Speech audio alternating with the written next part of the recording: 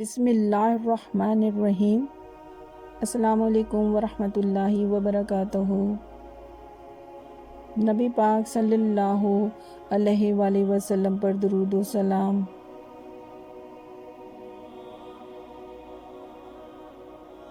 ابن سعد کی روایت ہے کہ رسول اللہ صلی اللہ علیہ وآلہ وسلم کی والدہ نے فرمایا، جب آپ کی ولادت ہوئی تو میرے جسم سے ایک نور نکلا جس سے ملک شام کے محل روشن ہو گئے۔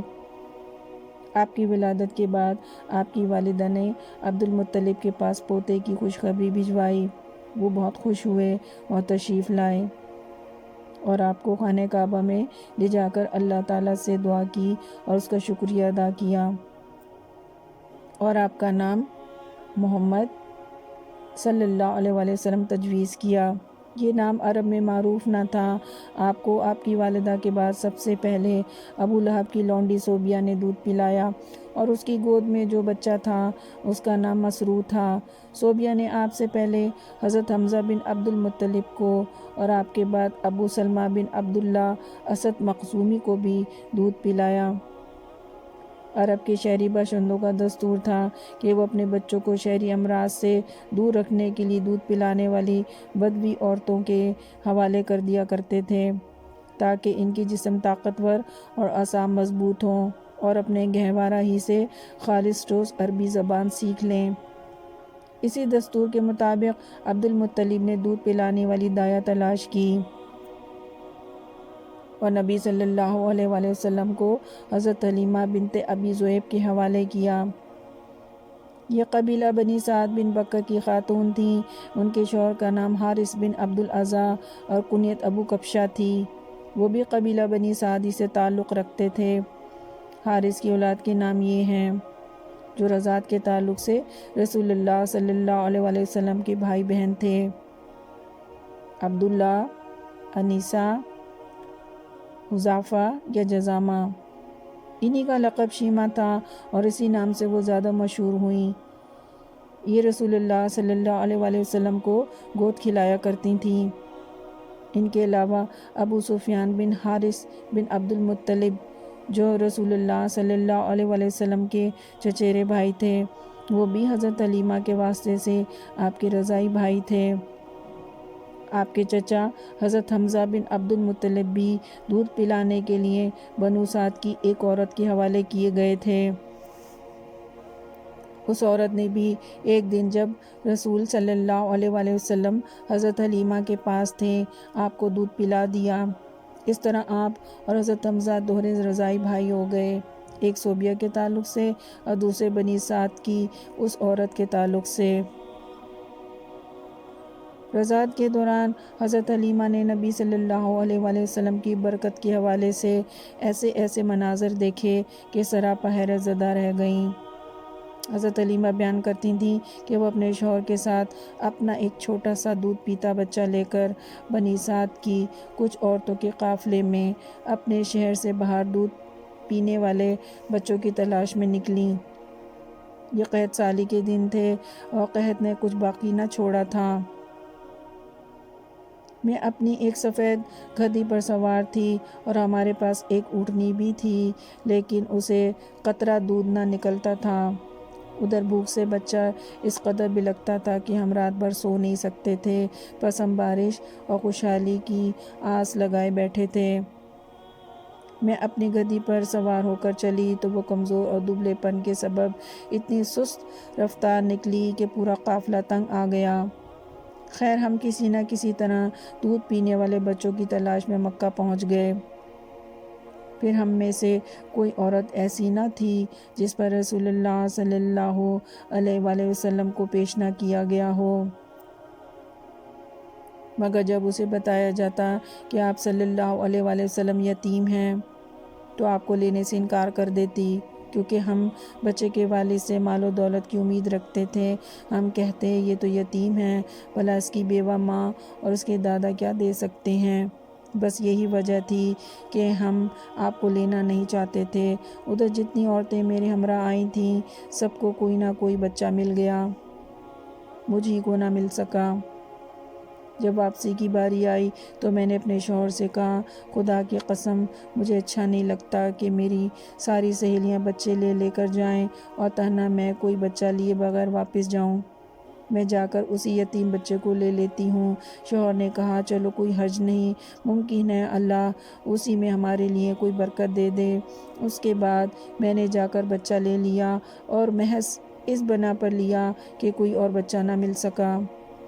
حضرت علیمہ کہتی ہیں کہ جب میں بچے کو لے کر اپنے ڈیرے پر واپس آئی اور اسے اپنی آغوش میں رکھا تو اس نے جس قدر چاہا سیر ہو کر دودھ پیا اور اس کے ساتھ اس کے بھائی نے بھی شکم سیر ہو کر دودھ پیا، پھر دونوں سو گئے۔ حالانکہ اس سے پہلے ہم اپنے بچے کے ساتھ سو نہیں سکتے تھے۔ ادھر میرے شوہر اونٹنی دھونے گئے، انہوں نے اتنا دودھ دوہا کہ ہم دونوں نے آسودہ ہو کر پیا اور بڑے آرام سے رات گزاری۔ ان کا بیان ہے کہ صبح ہوئی تو میرے شوہر نے کہا، حلیمہ خدا کی قسم تم نے ایک بابرکت روح حاصل کی ہے۔ میں نے کہا، مجھے بھی یہی لگتا ہے۔ حلیمہ کہتی ہیں کہ اس کے بعد ہمارا قافلہ روانہ ہوا۔ میں اپنی اسی خستہ حال گدھی پر سوار ہوئی اور اس بچے کو بھی اپنے ساتھ لیا، لیکن اب وہ گدھی خدا کی قسم پورے قافلے کو کاٹ کر اس طرح آگے نکل گئی کہ کوئی گدھا اس کا ساتھ نہ پکڑ سکا۔ یہاں تک کہ میری سہیلیاں مجھ سے کہنے لگیں، او ابو ذئب کی بیٹی، ارے یہ کیا ہے؟ کیا یہ وہی گدھی ہے تو جس پر سوار ہو کر آئی تھی؟ میں کہتی، ہاں ہاں بخدا یہ وہی ہے۔ وہ کہتی ہیں، اس کا یقیناً کوئی خاص معاملہ ہے۔ پھر ہم بنو سعد میں اپنے گھروں کو آ گئے۔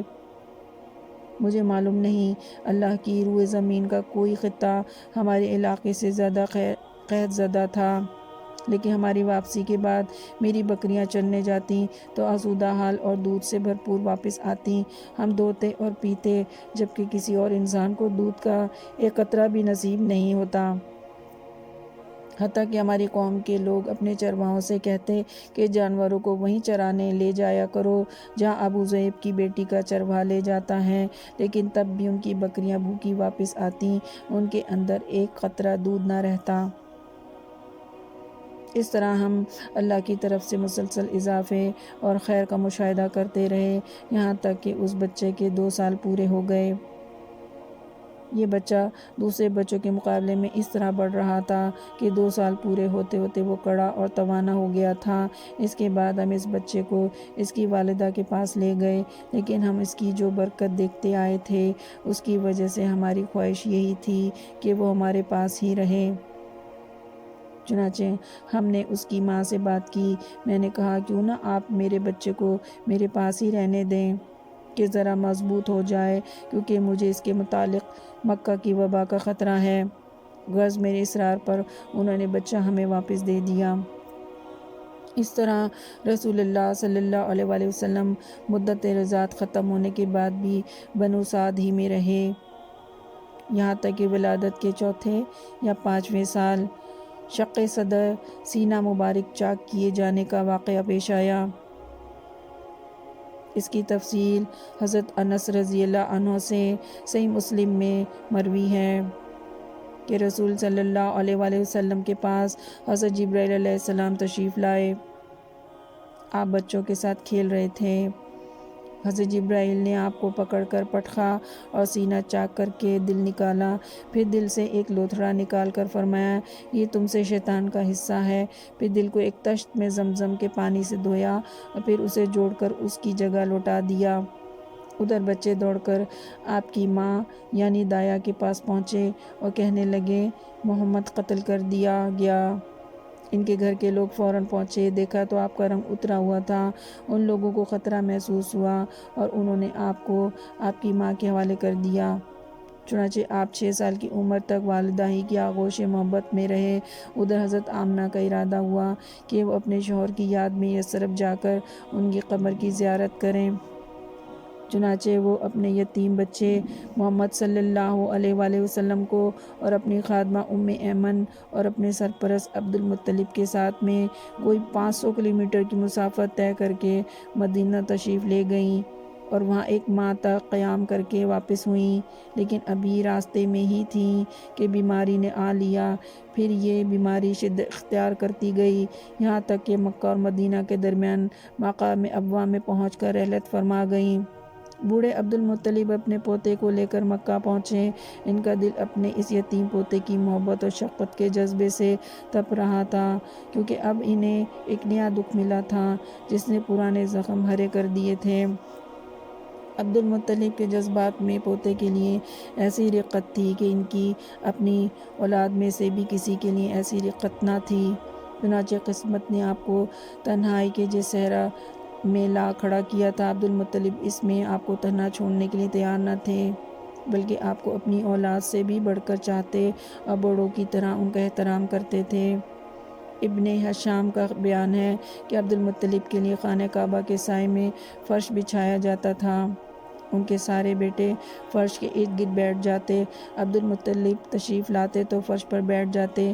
ان کی عزت اور عظمت کے پیش نظر ان کا کوئی بیٹا فرش پر نہ بیٹھتا، لیکن رسول اللہ صلی اللہ علیہ وآلہ وسلم تشریف لاتے تو فرش ہی پر بیٹھ جاتے۔